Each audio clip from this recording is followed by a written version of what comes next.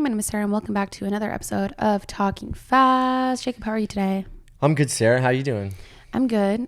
What's really weird for me, like when we were recording these episodes, is that like I've been at the Olympics. You're there right now. I'm there. I've been there, and so hopefully we got a lot of medals. Hopefully we got a lot of medals. Maybe, hopefully nothing bad's happened. Air conditioning is good. Yeah, I actually looked up the other day to confirm because someone's like, "Oh, like does your hotel have AC? You should probably check that." And then I had a panic because I couldn't find it on the website. Did you call them? Confirmed does have air conditioning. I went out. We're good. I mean, I saw a stat. There was like only 1 in 10 apartments in Paris has air conditioning. Yeah, most don't. That's and wild. the Olympic Village, I don't think has it anyway, so it'll be interesting. But okay, anyways, glad I have air conditioning, hopefully. But that's not really what I care about right now. What I care about is, what are you eating or drinking this week? Okay, I've been on a tip. Cherries. Do you like cherries? They're fine. Okay, we're middle ground. I'm a big like not texture person for fruit. I like the taste of fruit, not texture. I love the taste of cherries. I don't love like cherry pie. Amazing. I don't know. Cherries. I never ate cherries on their own, but there's something super refreshing, sweet, and satisfying about a cherry at a picnic. I had that yesterday. Love that. Fresh cherries. I didn't eat them at all as a kid because they were a little too tart for me. Okay. But I got used to them. them. As your palate evolved, as you got older? My palate has evolved, and there's something kind of fun. I can't like tie a cherry stem or anything like that. But as I've gotten older, I've come around to the cherries, and I think I might be ready to name cherry as like fruit of, is it fruit? Yeah, it's gotta be, right? It's a fruit, yeah. Fruit of summer. This gotta be like some weird subcategory that cherry lives in. Yeah, that's fair. The fruit of the summer, it's for kind sure. of like a seed. The fruit of the summer. Interesting. Yeah. And like cherry spritz, I gave Willibald the spritz a shout out, I think a couple episodes ago. Great flavor, great item. And cherry's my favorite wake water flavor, so I feel that. There you go. What about you? What are you eating or drinking this week? Okay, so like I feel embarrassed to talk about this, but I'm gonna put myself on blast anyways. I was never like someone that was making iced milk lattes. That's what a latte is. Iced lattes at home. Wait, why are you embarrassed by that? No, I'm embarrassed that I'm just doing it now. Like I'm embarrassed that I didn't really know how to do it. And then so this is the issue. So I have like Nespresso, right? Yeah. And I didn't have any pods left of like coffee pods. And normally I'm a strictly like hot coffee at home kind of girl. Okay, yeah. And then only had like the little espresso, like the double espresso. So I'm like, okay, but I like having a drink. And I was like, oh, I'll just do the double espresso over ice and I'll add milk. And then obviously that's a latte. And that's so stupid that I wasn't doing this for the past few years. You're halfway I'm like, through making a TikTok. Like I invented a latte. So I've just been obsessed with making them at home now because I figured out the formula and how to make them delicious every single time. Do you do anything with the milk? Do you have one of those like frothers? Yeah, frother I do have a frother. I don't use it. I just pour the milk. But what I do is I do half milk and then I add some of my almond creamer that's like caramel flavored and it's muy bueno. Very good. I love consistency is important, I find, and maybe like the split between the almond one and the regular one. And also like I really gotta stop paying $8 for oat milk lattes. Like it's ridiculous. Lattes are mad expensive. No, I don't know. I think the rate of inflation should be directly correlated with how much the average oat milk latte costs in the city of Toronto. But is this just like are they making a ton of money off of lattes? A million% they are. Everything's expensive in a grocery store these days, but like milk's not that crazy. I think it's when you get, I think it's when I'm like asking for oat milk. Actually, regular milk's still expensive too. But I can't order a latte without it being $7 or $8 before tip. Yeah, easy if you want like a good one. And it makes my like I have to look away when I'm tapping my card. So anyways, I'm now a girl on a budget and I am making coffee oat shop milk lattes at home for this one simple trick. I know. But anyways, I'm making oat milk lattes at home now. Ooh, okay, that's good. I might have to do that now. I love it. Sarah, what are we watching or reading this week?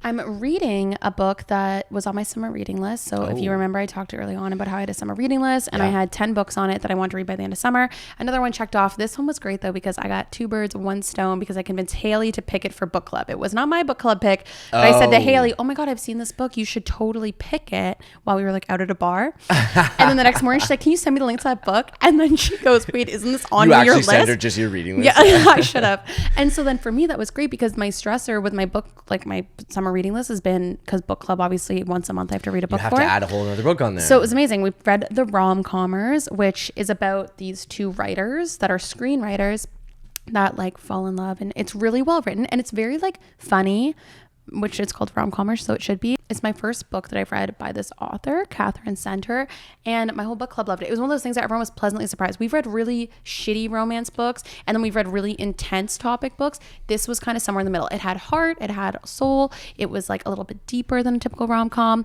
but still had all like the good lovey feelings. And does the author, does she have other books that now you're like, oh, maybe? Yeah, I think I'm going to dip into her other books. Yeah, she definitely does, but they're not on the summer reading list, and I got to get through my summer reading list. So maybe at the end of that, but the Rom-Commers, highly recommend. And it is one that I could see as a movie, which is always like a really good test. Okay, that was going to be my next question. Is like, does it pass the movie test? It passed the movie test. I could make that into a movie. Especially for a rom-com. We've talked about this before. It's like rom-coms are coming back. They need good source material. And how meta is it? It's a rom-com about two writers writing a rom-com.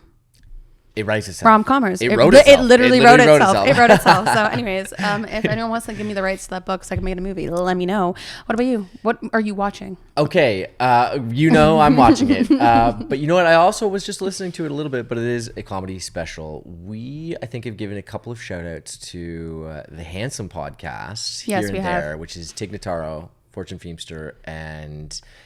I saw Fortune Feimster in a flight once. Who am I? Mae Martin. And I love Mae Martin. But Tig Notaro, a few months ago, dropped a comedy special. I love Tig Notaro. Hello Again on Amazon Prime. Is it good? Video. Very good. I love Tig. Tig is like right now, there's this thing in stand-up comedy where it's a lot of like in your face crowd work that kind of gets, it's a little higher energy, more participatory, a little bit more edgy. It's not really my thing. Tig Notaro is like, I mean this in the nicest way possible. I could like put a Tig Notaro special on and just listen to it as I fall asleep, and I would be filled with the best dreams and positive thoughts and laughter. The special is very good. Okay, I'm going to add it to my list. Key. I think it's just an hour. Yeah. It is so good. I don't want to like walk through any of her jokes or anything like that, but I would definitely recommend it if you like the Handsome podcast, Tig Notaro, or are just looking for and enjoy comedy specials. Go and watch it. Tig Notaro is one of those people that whenever one of the clips on TikTok from like an interview pops up, I never scroll past. I always stop because it's always going to be a funny story. Yes, true. Also, I've noticed that as well. Is that Tig Notaro is one of the best like late night interviewees. Guests. Yeah, agreed. Yeah. What are you listening to? I didn't know this until recently, and fact check me if I'm wrong, but Quavo and Lana Del Rey are a new hot couple. A couple? Definitely collaborating with, because they released a song called Tough together, and it is, if you take a little Atlanta hip hop and you take a little Lana Del Rey, whatever that category is. Yeah, I don't even know what to call slow it. Tumblr girl, sad girl summer. Yeah, and you get a good beat, a little bit of a country vibe in there, and then also like a country hip hop kind of vibe a little bit, and then Lana Del Rey singing on it. It is a good song. It's a windows down in the car song. It is a good I would say pre-drink song. You're going out, throw this on. It's good. I don't know if they're gonna do a whole album or something like that. Maybe they're gonna do a full collaborative effort. But if they're not dating, someone tell me. But if they're not, they should as well. If they're not, they should. Interesting. All right. It's a good song too. What about you? What are you listening to? The second the sun comes out and it's 35 degrees, our boy Vance Joy defrosts comes out for Vance Joy Summer. It's so funny. I feel like this guy's on tour every single year, only in the summertime. He knows his place in the world. I love Vance Joy. Seen him live a couple times. Great performer. Yeah. But he's got his little ukulele in a dream. I was going to say, you breaking out your ukulele? He's got his ukulele in a dream, and he is made to be listening with the top down or by a beach or as summertime vibes. And it's so funny because I legitimately only listen to Vance Joy in the summertime. He's got a good amount of tracks too. Like they're deep hits. It's deep hits. You can put on like Vance Joy, just a discover Vance Joy playlist, and it's gonna take you a couple hours to get through. Exactly. And you'll know way more songs. When I saw him live a couple of summers ago, I knew way more of his music than I thought I did. You're right about this summer thing. He does seem like a festival artist. He is to summer what Michael Bublé is to Christmas in my brain. Yeah. Vance Joy, summer, Michael Bublé, Christmas. He kind of gives me, is this a weird take? Vance Joy is like the more modern Jack Johnson. Yeah, no, that's of the same cut from the same cloth. You know what I mean? Like different music, but and then I also would say Vance Joy is like a gateway to the Noah Kahns of the world. I feel like they're like in the same universe. Though they are, but you know what I mean? Like in that same like musical universe. I feel like in 10 years, we're going to get a music festival that's going to be like Vance Joy, Noah Kahn. Hosier. Yeah, exactly. Oh, it's going to be, they're going to have to extend it. No, it'll have to be in the Sphere and it'll have to be sunset nonstop for like 5 hours. Okay, this is how we produce it. Vance Joy is the summer set, summer vibes. And then Noah Kahn is the fall. And then Hosier's the winter. Yep. And then who's the spring? Who's that British artist that... Oh, Tom Odell? No, that's not who I was thinking of. Who collaborated with Noah Kahn on... Dermot Kennedy. No, but it's fine. We could find somebody. Let us know who the spring should be. Maybe we mix in a woman. Yeah, for sure. Is Phoebe Bridgers the spring? Is that her I could vibe? see Phoebe Bridgers this spring. Casey Musgraves? Casey Musgraves for sure. Casey Musgraves for the spring. Can you imagine in the Sphere, a rainbow across the whole Sphere? Oh my God. For a golden hour, it's literally golden hour in the Sphere. If Casey Musgraves does not have a Sphere residency in the next 2 years, I'm going to be upset. Also, if Madison Square Garden Company listens to this and takes all of our ideas to do this, I will be asking for payment. Yeah. So anyways. Sarah, Summer, you went this week. I went back to the motherland. Where's that? The Wheat Chief. Okay. And wait, are all the kids gone? Are all the kids gone for you? I found out our podcast clips did a little circle of all the staff of the Wheat Chief. Really? And they all knew me as the person that was talking about how I couldn't go there anymore. And I'd like to clarify, because I clarified that night.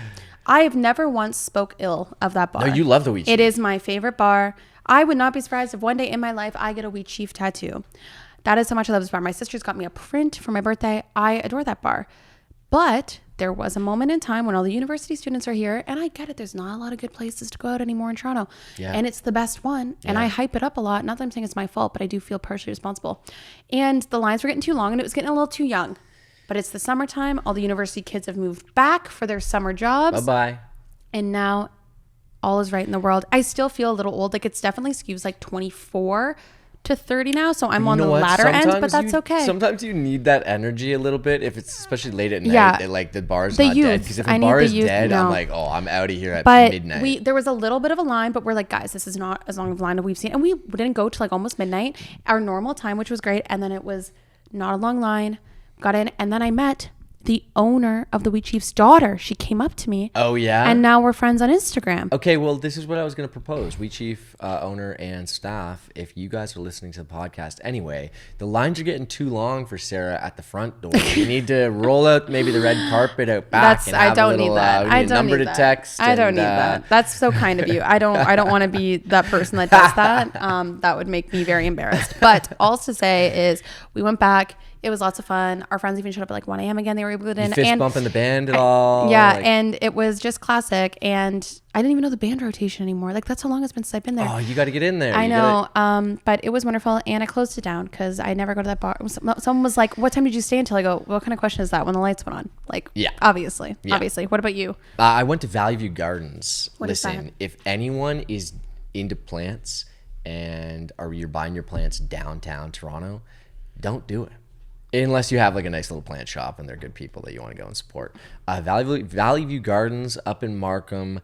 There are a lot of nurseries, like plant nurseries out just outside the city. So you have to be able to drive really to get there. But if you have the opportunity to do it, I'm talking you can get nice big plants for like a quarter of the price. I know. I used to go in Coburg because it was way less expensive. Yeah, it's honestly, that was just a hot tip I wanted to share with people. That was the one I went to. There are a ton of them. Go and check them out.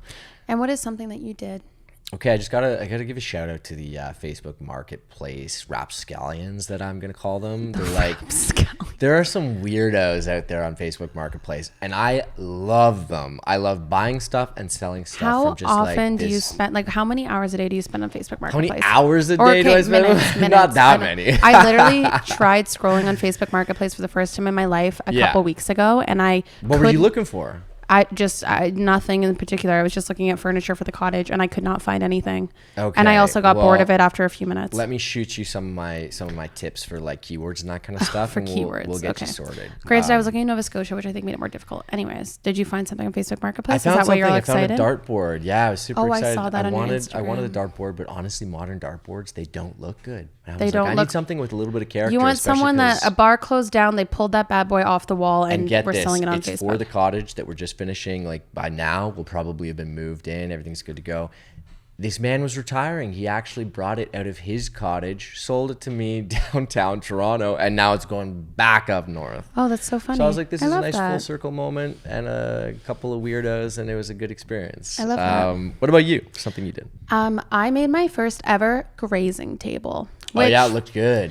I also would like to point out that I have now learned that I am pretty sure any charcuterie company is absolutely rinsing everybody. I understand that you need to make a business and it takes time and effort and all of these things. And it did take me like 90 minutes to make. Yeah. But as someone that loves hosting, whatever, now that I've learned that I can do it myself for only $150, I will be doing this all the time. Yeah, of course. So it was just a little quick trip to Costco. I actually had the idea while I was in Costco. I didn't even know what I was going to do. I just was like, oh, this would be kind of fun if I make, because like I need to more than a charcuterie board, but I didn't want to make a bunch of apps in the oven. Yeah. So I was like, grazing table, perfect. Just get a bunch of fruit that's in season, so it's like less expensive. Get the fruit, get a bunch of cheese. Was loaded with cherries. I love it. I got some like blood oranges. We had all of this stuff to match like the summertime vibes. Yeah. And it also becomes decor in itself, which is why it's wonderful, because it like becomes the centerpiece of a party. Everybody just stands around it and like grazes like cows, you know? Like, it's also fun because sometimes you don't want to go to the grocery. If you're going to the grocery store, you're not picking up. Yeah. You're not picking up everything. Exactly. But you want to try some new stuff. Exactly. So it was wonderful for that. And it just looked so pretty. And I was so proud of myself. I watched one TikTok on how to make it.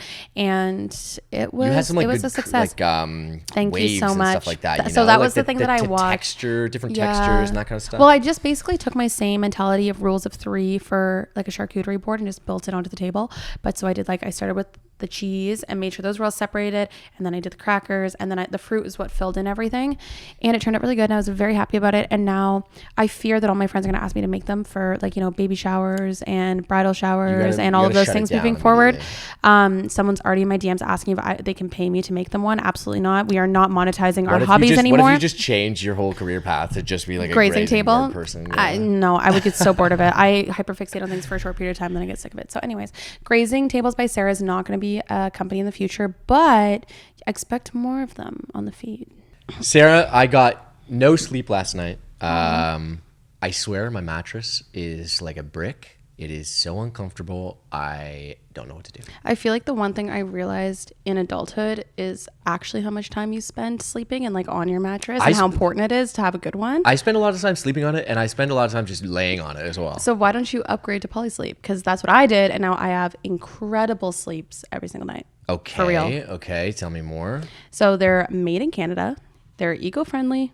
And they're each crafted with cutting-edge technology for ultimate comfort. And as someone that sleeps on it every single night, I can attest ultimate comfort. Truthfully, I'm sold. Where can I get one? So to start sleeping better, all you have to do is go to polysleep.ca and select retailers to discover why thousands of Canadians, including your podcast co-host, me, right here, are sleeping way better with a Polysleep mattress. Get ready for the best sleep of your life. Just go to polysleep.ca. Best sleep of my life? For real. We are so excited to have co-founder and chief brand officer of Nudestix, Taylor Frankel, here with us, because I would say, as like a user of your products and observer of the brand, you guys were kind of the original clean girl aesthetic. Like before it became popular, like when I think clean girl aesthetic, when I think of like all those trends on TikTok, I literally think Nudestix was doing that before anyone else. So we're so excited to have you here. So we'll talk a little bit about that. Do you agree though? Do you think that like that came about and you're like, oh, that's like already what our brand is doing? I mean, we always say that, it's the finest form of flattery when someone decides to, whether it's like replicate or imitate you in any ways. And it's very, very rare these days where there's like true newness and innovation. I always think that even over generations, like there's always going to be a brand or something that comes that, to life that was inspired by something else. So it definitely is flattering, but it also, in many ways, it's a little bit of like a stab to the heart, because as I'm sure you know, whether it's like beauty or any other industry, it like always comes down to like who has the biggest budget to like spend against to drive awareness. Everything. And I like to say that we were the you first. were the OGs. You were the first. If there isn't a lot of newness, or it's tough to kind of stand out and innovate, how do you do that then? It's very challenging these days. I feel like now everyone's kind of competing for share of voice always, especially on social media. So a part of that is just doing things like, even from a content perspective, that are really different than your competitors. Product innovation, we always say, is king. If we can come out with like really cool, different products that are first to market, then that's kind of, I would say what we're known for at Nudestix is really our product. And then I think authenticity. I think if you come across like really authentic to your community and you have like a really meaningful message to share, people really resonate with that, because there's a lot of like fakeness out there, especially on social media. So I think like bringing that to your brand and humanizing it is super important. Speaking on that topic too, I mean, standing behind your brand and kind of being a trusted voice, you're also someone who is a face of your brand. Like if you're scrolling through your social media feed or on the website, you are it's kind like of you, first Sophia and Richie. foremost there. Yeah. My face is I dissociate from it. Like everyone's like, oh, like what is it like seeing your face? I'm like, that's not me. I don't know. I wouldn't know. That's so interesting. But like I feel like that's another thing that made you guys stand out though, is like the fact that as chief brand officer and one of the co-founders, you are one of the faces of the brand. That just come out of the fact that, like you said, you started out and it's like budget things or whatever, or did you understand the value of also being a creator and the innovator at the same time? No, honestly, I think at that time it was really about budget. It always comes down to budget, which is so fair. Yeah, it was budget, and then right before we started Nudestix as like a little side hustle, definitely not tooting my own horn here, but my sister and I had done like very, very little modeling at the time. Remember back then, I think there were like all these ads going out of like, do you want to be like a Disney actress, or do you want to model and travel the world? And you like see all these ads, you're like, oh, I'm gonna like apply, I'm gonna like do this, and then it's like a full like scam. It's like you have to do $1,000 all the headshots you have to buy, all of those things. The classic. But we did a little bit of it, and we made a few dollars here and there, and so we had that experience, and so it was kind of like a budget thing plus like, oh, we've kind of had experience doing this in the past that we can kind of well, that's probably a huge benefit, right? Because like think of how many other chief brand officers probably don't have that comfortability in front of the camera as well to lean back on, which is something that like, it's a happy accident that if it works out and you can kind of lean into that from a budget perspective, you don't necessarily have to be paying a massive ambassador from the get-go. Is that something that like you've chosen to lean into on a continued basis now that you're much bigger, as wanting to continue and maintain yourself as a strong brand or voice of the brand? 100%. And I will say I probably didn't give us enough credit back then, but one of an additional reason to budget, which still is true today, is my sister and I, we would always talk about when you walked into a retailer, whether it was a Sephora or you would look on Instagram or social media,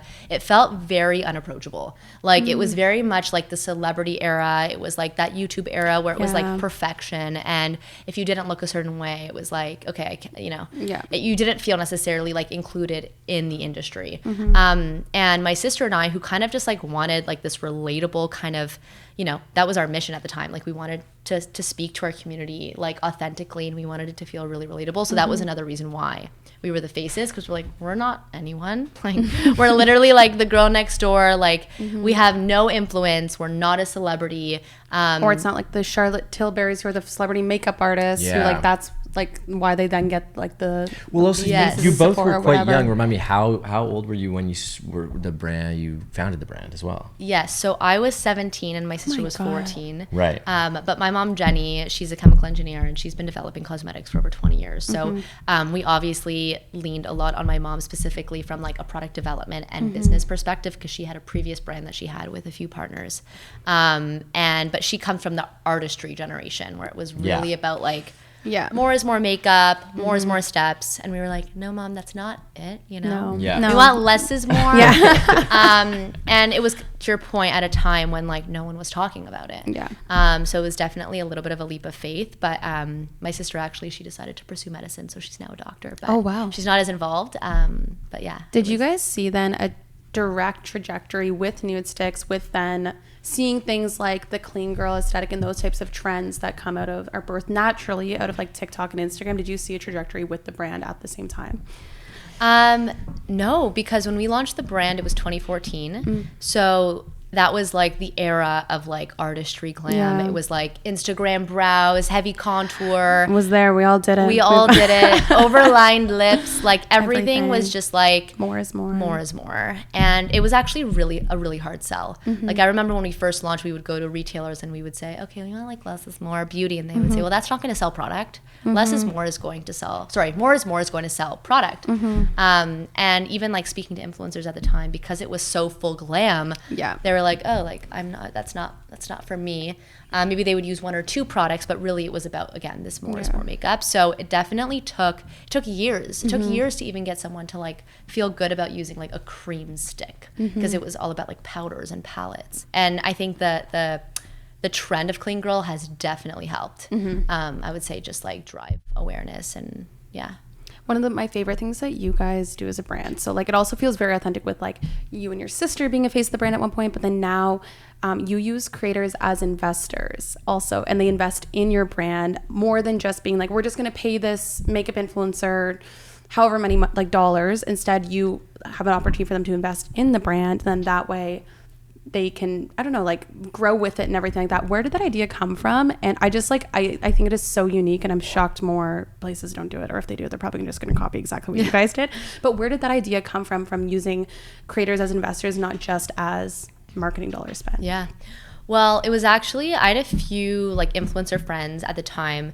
One of them is actually Alana Davison, and fellow Canadian girly. And we were just good friends, and we were partnering with her in a variety of different ways. And she's like super business savvy. And she was like, well, you know, I get paid for deals all the time. Like, she's like, I want something. She's like, I don't want to start my own brand, but I want to have like a larger vested interest in a brand that I love, where it's not necessarily about just like a pay to post, right? Because there's no real return on that when it's just like a one-off versus like doing something on a consistent basis. And she's like, I'm posting about you anyways. And she actually brought up at the time, she was like, well, can I invest like her money? Like she wanted to invest her money. And then we thought about it more, and I actually brought it to my mom, and we said, well, why don't we just, because we have to pay for deliverables anyways, like you're paying creators to obviously like, you know, whether you're paying them for 1 post, for 10 posts, whatever, why don't we kind of correlate like, you know, based on what a deliverable would cost, what the kind of, let's equate that to shares, what that would cost in shares, and kind of value it that way. And that's kind of how it started. And we've done it with a variety of other makeup artists, from like Mary Phillips, who's the makeup artist for the Kardashians, all the way to Sophia Richie, and a variety of other talent like Stephanie Valentine, who's based in Canada, Toronto. What do you think the success has been attributed to in that? Because, you know, for context, I'm Sarah's talent manager as well. So I'm on the other side I love seeing these contracts. And I've seen like that. Did you start off as business partners, or did you start off as friends? Business partners, and then we became friends. But we also like, the reason we started working together was because we had a ton of mutual friends, because we both went to RTA at TMU, same program. So that's why, part of that RTA call that happens out of everything. And I've seen here and there over the years this type of contract come through, but I think that, and maybe I'm answering my own question, but I'd love to get your take on it. One of the things that has kind of turned us off from it here and there has been, on the brand side, not a real vested interest in the person that they're partnering with. They see them as kind of, okay, we have access to an audience that we could probably put, you know, programmatic ad buying dollars in the same way and reach the same amount of people. Is that something that's important to you? Is finding the right person that is a fit for your brand, as opposed to, you know, just someone that's going to be a big hit? 100%. And sometimes, and ideally it could be both, right? Like sometimes when you have a relationship with someone and you know, you never know what their career trajectory will look like over the next year, 2 years, 3 years. As we all know, like the creator economy, like people pop off and pop down. Like, I don't know, people like come up and come down like very quickly. So I wouldn't say that fear of like that come down fear impacts us because we're very much of like, is this creator, firstly, have they been a supportive figure for the brand? Like, have they consistently posted about the brand organically? That's super important to us because otherwise it's going to come off as like super inauthentic. Yeah. And then secondly, like, do they understand like the value of equity in a business? And I think it's very hard to quantify because when you're an influencer or a celebrity, like you're very used to getting cash or whatever. I'm using cash, but getting a deal where you see that direct or that instant gratification exactly versus long term. Exactly. Which is, it's just a different type of investment. Super different. And I think now influencers and celebrities are both getting a lot more savvy with like, okay, wait a second, like how do I build longevity in this industry? Because they know that there are so many fluctuations, like whether it's because, influence changes and new people come up and, or is it because TikTok is going to be banned and whatever. Like, so I think people are becoming a little bit more, just like savvy when it comes to how they want to, work with brands. And I think it's smart to think about how like not everyone is meant to be an entrepreneur or business owner themselves too, which I think like what happens in the creator space is you're like pressured to be like, okay, like build other things or you need to own this. And then everyone ends up with like a t-shirt line or a merch line. And it's like, there's way too many sweaters in the world for that to happen. So I think this is just such a smart way to be able to like attach yourself to something you already like love. And then also be more, not just monetarily invested, but invested in the sense of like, I don't know, you're gonna be more willing to just like always post, but I'm sure the creators who are investors also go above and beyond their deliverables because it directly affects and helps them as well. Exactly. Well, and that's exactly it. Like that was a huge learning for us where because they felt like they do have ownership in the business. And so anything that they do that's added value will just like increase business valuation at the end of the day. So I think if you can explain that really well. I also have a friend of mine, she's awesome. Her name is Maggie Sellers, and she actually has a TikTok now / brand. It's called Hot Smart Rich. And she actually was one of the partners that we started working with that would kind of help put together these advisory / like these equity deals for us. So I would say if you are looking to do that, definitely have someone who can kind of speak to it, help articulate like the value of the deal to the celebrity or influencer, and someone who obviously is like very well versed, because I'm definitely the first to say that I'm like not an expert in like just deal structures. I'm curious to see if that, like, have you seen it start to happen more? Like other brands start to take this. I just like, you guys were the first ones that I saw doing it, and I like remember immediately commenting on your TikTok being like, this is so freaking smart. No, I was like, it was one of those, those things that are right in front of you that's kind of like so obvious. So you're like, how did nobody think about this beforehand? I'm curious if you've seen anybody else try and start to copy it a little bit. Well, I don't know if you watch the, oh my God, the Air. Like the Nike movie, Air. I mean, celebrity deals have always been partly investment. The Michael Jordan deal. That's true. Yeah, and remember LeBron? No, was Michael Jordan? Where his mom was like, no, we don't want royalty, we want equity. Yeah. And she was, I love that movie, and I love her. So that was just like an epic moment. But I think brands have been doing it for a while, whether or not it's like vocal. I think the challenge is firstly to do that with a very large organization like it's Nike or like a large Estee Lauder. It's like they're not giving out equity, especially if they're like public companies. Like that's just not a thing. Correct. And having a small business or let's say mid-sized business do that is very hard to gain access. So I think it wasn't until recently where influencers or brands started seeing the value that influencers have and kind of, where it's not like this huge celebrity. Because it's no different, you're right, than like the ambassadorships or like those like year-long ambassador programs where people just pay, let's say, up the wall for like exclusivity. Instead, it's like, instead just invest that money financially into the business. I love it. I think it's so smart. Outside of the creators, and Sarah's mentioning that kind of contract, is somewhat of an innovation. On the brand side of things, as chief brand officer, what are some other innovations that you're kind of looking at when it comes to building a brand in today's market? I mean, like I said, product is definitely king. We always talk about how, you can put all of the dollars against a marketing campaign. But if your product isn't good, there's not going to be any buyback to brand, and there's not going to be any retention or replenishment. And so we really focus on our product pipeline. I would say we value our partnerships a ton with influencer. I know we were just talking about it, but that's something that we're going to be continuing to do with existing, I would say, stakeholders of the business. So like influencers that already have a vested interest in the brand, but then also scouting, okay, who is kind of that next that we want to work with? And everyone's talking about Gen Z right now, Gen Alpha, especially in beauty. So we're now thinking about, okay, like who is that next Gen Alpha or Gen Z influencer? And our goal always, because I mean, you know this, but like as soon as, if someone's already here, like it's kind of impossible to get them. But if they're on the rise, that's kind of the sweet spot. It's like investing in an influencer. I feel like it's no different than investing in stocks. There's a long, do you spend hours a day? I don't know how much time, but like scouting, actually just scrolling, or do you have people that are on the ground looking for you? I mean, I'm like annoyingly like I'm on my phone too much for sure, but we do have like a social team and like an influencer marketing team that are just like on social. I mean, they love it, but they're also just always looking at, okay, who's that next person. But it's always like a risk at the same time, right? So it's kind of like talent scouting in a way. That's so interesting. How did you guys know it was time to branch out into developing nude skin? So a variety of things. One, when we launched Nudestix, like our whole philosophy is around like that minimalist multitasking makeup. Our whole goal when it came to developing makeup products was to simplify your routine, develop products that were clean, easy to use.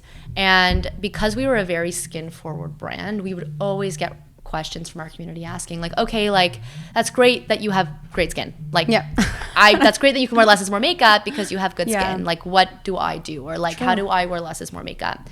And I don't like to say like there's absolutely no such thing as perfect skin. Like everyone is always like working on their skin. We all get flare-ups or breakouts and all of the things. But we realized that similarly to beauty makeup, that the skincare world was very overwhelming and very saturated with products that were just like, you need 10 steps. Or you need these like really targeted, highly effective, but like could be very harsh treatments. And they're missing like their daily regimen. So we felt like there was kind of this 4-step regimen that was missing to like clean, exfoliate, tone, moisturize. What a dermatologist or an esthetician would recommend if you were to come into their clinic and be like, okay, like what's step 1? It's like these are the products that are your first step. And then if you want to add in all your retinols and whatever, you totally could.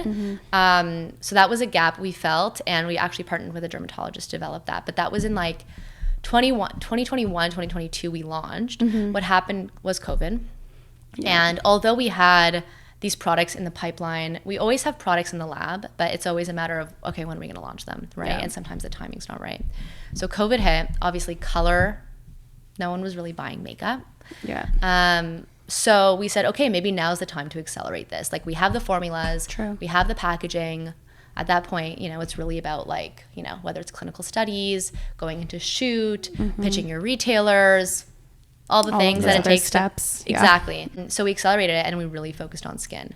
But skin is still, I would say, definitely a work in progress, as I'm sure you know. I mean, I feel like maybe my boyfriend's, I call my boyfriend my fiance. He's pretty picky with his skincare products. But most men are kind of like, water. It's like water. It's like the same shampoo that just like goes on their face. The body scrub and 5-in-1. 5-in-1. That sort of stuff. But a lot of women, like, they have a trusted routine, and once they have a trusted routine, it's very hard to get them to purchase something else because, like with your skin, it's like a very sensitive topic for many. If you've had, whether it's eczema or acne prone skin, it could be very traumatic because you've tried so many different products that maybe hadn't worked. I think that's really where we're trying to, it's really about trusted experts, testimonials, clinical studies. So it's kind of like the next phase. But with the business, it's when you have, I would say, let's call them multiple different brands, there's only so many dollars to go around. There's only so many resources to go around. So it's... Has scaling been tough? Yeah, it's always tough. Like it's definitely, I think when you're scaling a team when you're growing as a business, there's always different problems that come about. Like when you first launch a brand, there's these problems, and it's probably just like driving awareness, or even just like getting into retailers, like finding distribution partners, product development. And then you're kind of year 10 and you're like, people. Yeah.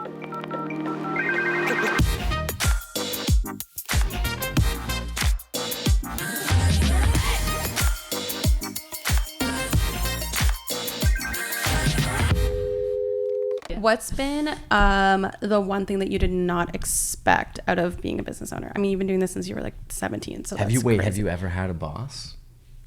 Well, technically, actually, my mom's kind of my boss. Okay. Other than your mom? No. That's crazy. Yeah, I actually think in many ways, I wish I did. Like, I mean, my mom's kind of, but we're business partners. It's a different dynamic. It's not a traditional. It's definitely not traditional. But I always wish that I had that, because I think, especially when you work for, let's say a large conglomerate or, a large business, there's certain processes that are put in place. And like when you also like have so much education in terms of like how to manage people. True. I think that is where maybe I kind of had to navigate on my own, which is like, okay, like how do you just like manage a team, and how do you kind of deal with like so many different personalities in your business. And I think like so many business owners I speak to, like that's their number one topic of conversation is always people. I feel like you kind of like when you work in different places, I've been managed and I've been a manager. I feel like you just kind of take like little bits from the people that you liked working for to become one. So do you lean on the people on your team a lot? For sure. Yeah. I feel like whether you're a manager or not, I feel like it's just the way people kind of like, the way they talk to one another, and the way whether they have a team of like 2 or 5 or whatever it is. I think, just like pulling pieces from everyone is super important.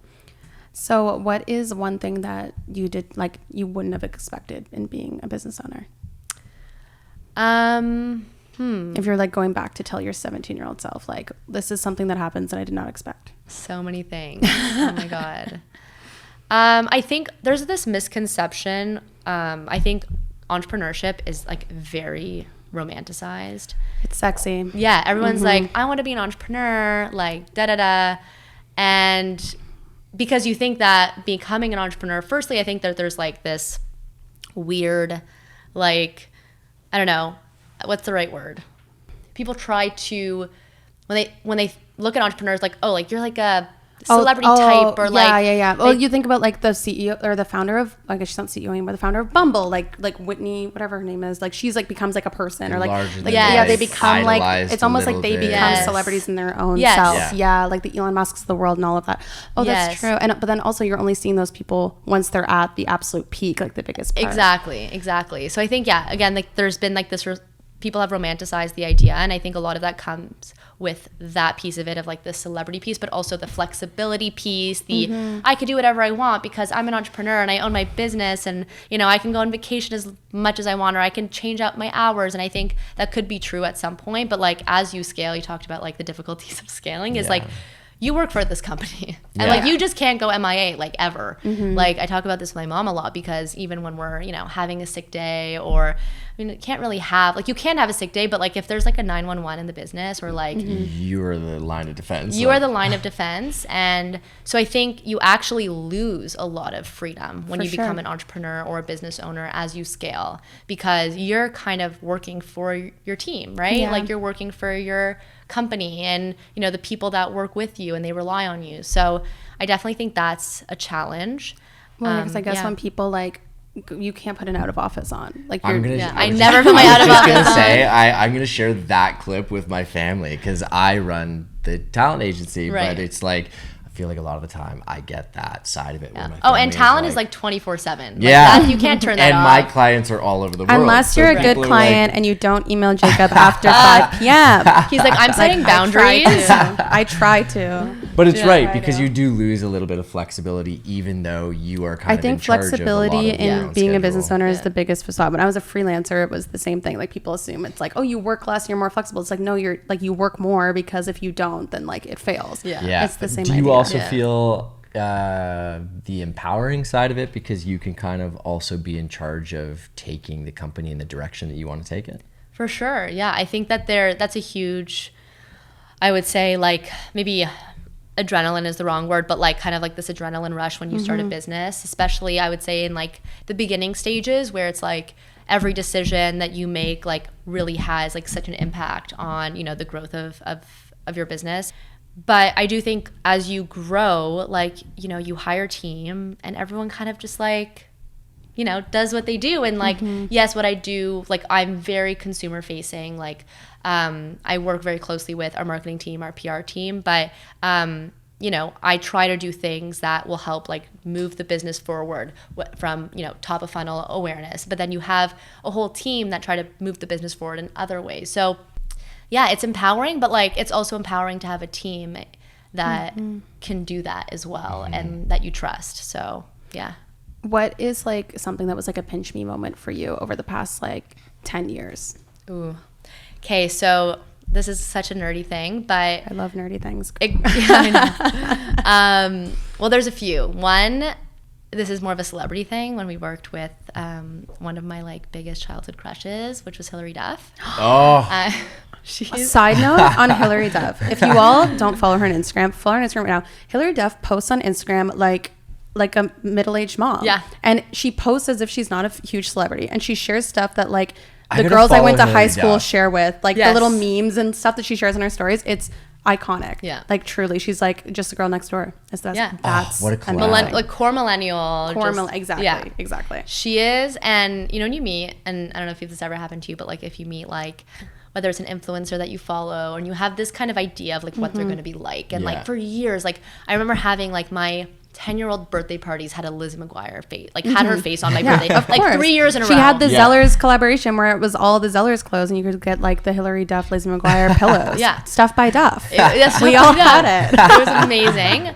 And she was like that for me. And when she actually also invested in Nudestix. Oh, amazing. Huge. And that was through actually an agency that was working at the time who knew her personally. And she actually was using the products organically. And we did a whole collaboration with her. We got to go to her house and we got to like kind of brainstorm on product. And she was like the most down to earth, like genuine that person. Makes me so happy. I was like, girl, I love that. Yeah. We love Liz McGuire. We love Hilary Duff. Yeah. I watched a lot of Liz McGuire. I guess who was your favorite character? You know what? I connected with Gordo. That makes sense. That checks out.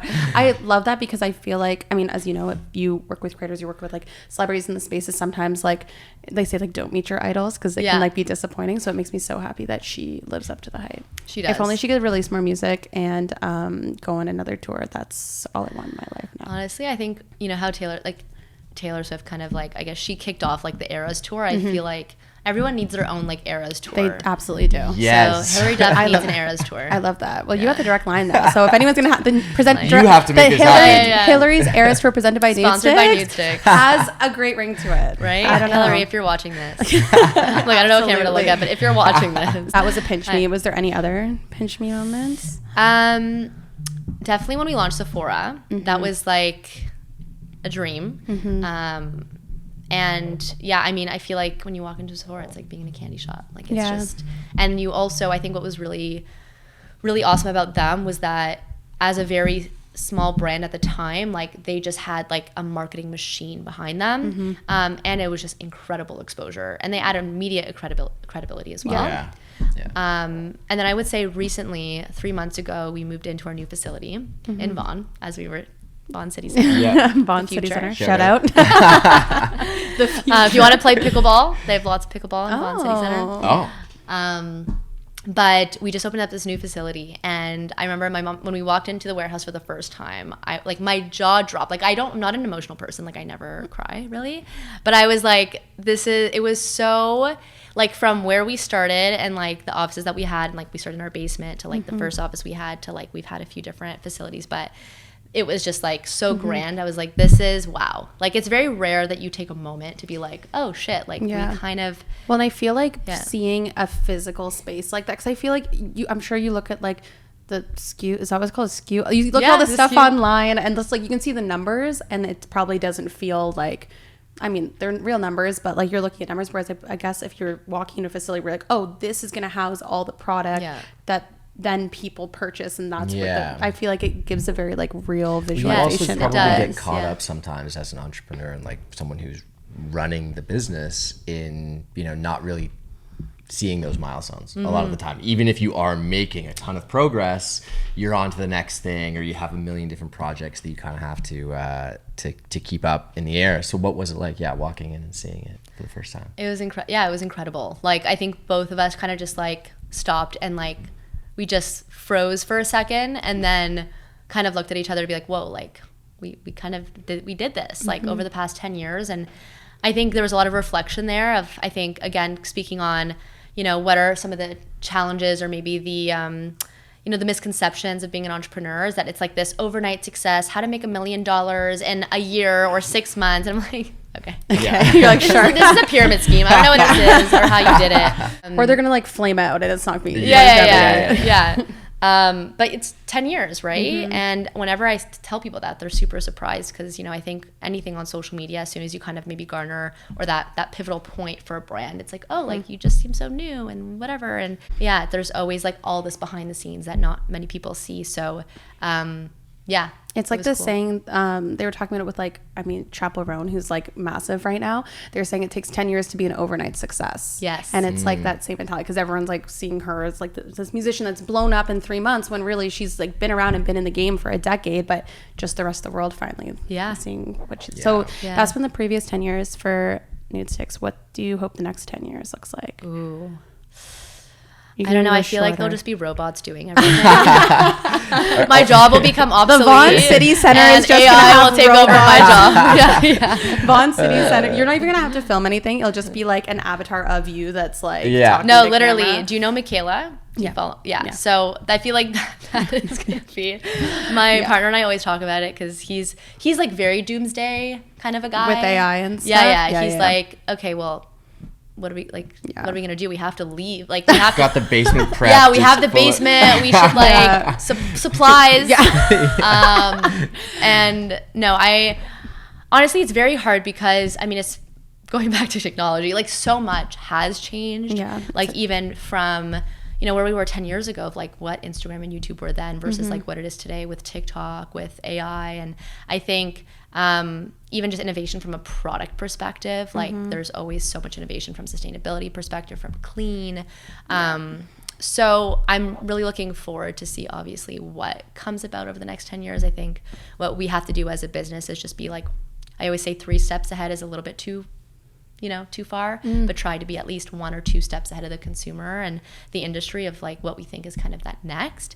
So yeah, that's what we're trying to figure out now. But hopefully some really exciting celebrity influencer partnerships down the road. A Hillary Duff world tour, maybe. Manifesting. Next. That's what we're trying.